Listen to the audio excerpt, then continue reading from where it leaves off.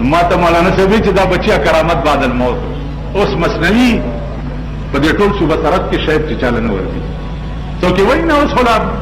توبه وباسي مړه خدای دې رحم وکړي. نو عزیزانو ما هغه ته وایي چې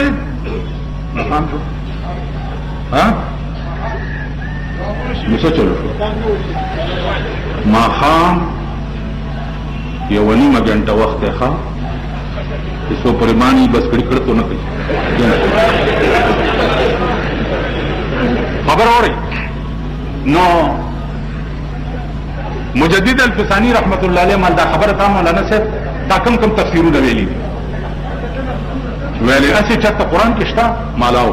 چپ مال قرآن کې دي چې یمحو الله ما یشاء یمحو الله ما یشاء.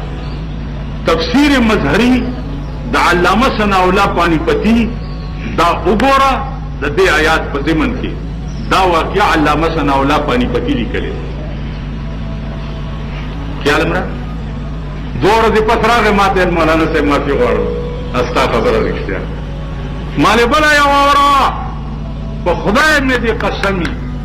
ماښام دی او په اودس کې اوس به خدای ته سجده لګوم یو الله والا لا ورلم او ورته مې وویل چې هلکه دا څه شور و ضرب دې جوړ کړی دی خلک دې تنګۍ را تنګۍ ما ته وایي خلک مې تنګۍ خو ته لږ کوټې ته راشي کوټې ته ورغلم ما ته بار لاړ شه هغه دیوال چې ما ته هغې نه یو لوټه راوړه بار لاړم دیوال نه مې دومره لوټه راواغسته او زما په دې تلي کې مې کېښوه چې مې کېښوه نو یا حیو یا قیوم یې اووه کاله ته یې وویل او په دې لوټه یې چوف کړه چې پې چوف یې کړه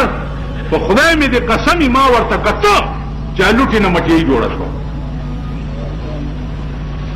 ویل واچوه خولې ته چې مې خولې ته واچوله داسې خوند دی لکه ستاسو دا د راډړو مټیای کې په لاس کې. ها اوس یو خبره بس اخر واورئ رحمان بابا ویلي دي که نه چې تو یو قدم تر عرشه پورې رسي ما لیدلی دی دې پورې یو خبره واورئ مولانا اشرف علي تھانوي عمره علم به د هندوستان ځمکه پیدا نه کړي که پیدا به کړي څوک داسې شته چې د مولانا اشرف علي متعلق بیا اودسه نوم قدري وایي مولانا تھانوي وایي یو دوه کسه یو قاضي ضیاء الدین یو سلطان الاولیاء سلطان الاولیاء ته به رباب غږېدو قاضي ضیاء الدین به د جمعې په مانځه کې وویل چې مه مځئ دې ته پلیت دی مردار دی دا دی دا دی. یو ورځ قاضي ضیاء الدین ډېر په غوسه شو او ورپسې ورغی چې ورغی رباب غږېدو چې غږېدو نو قاضي ضیاء الدین ته ورټوپ کو او دا سلطان الاولیاء ونیو اوچتې کو د دې ځمکې او ملګرو ته یې راځئ چې داسې داسې کړي چې راغی بلې جمعې له ورپسې بیا لاړو په درېیمه جمعه ورپسې بیا لاړو چې بیا لاړو چې اوچتوړی سړی نه اوچتېدو قاضي ضیاء الدین په خپله راوغورځېدو چې راوغورځېدو چې راغی ملګرو ورته دا څنګه چل دی دوه ځل دې راوغورځولو دوه جمعې او دا په درېیمه دې رونه غورځولو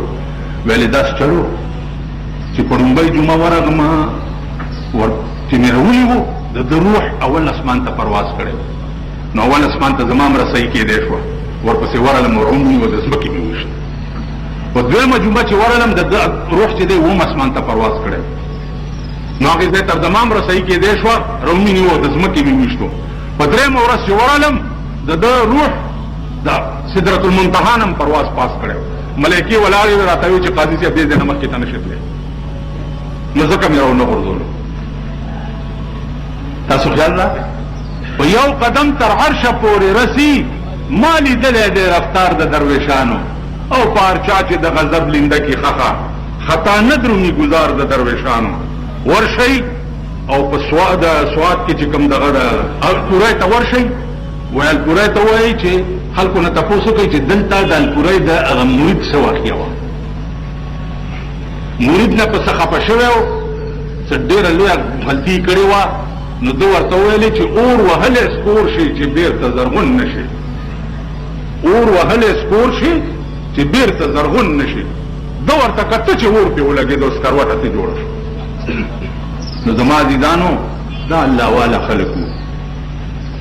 دا نن چې دا دومره لویه دنیا یې په خاورو راټولېږي دا څه د ټوکو خبره نه وه او نه دا ما ډېر څه درته ویل غوښتل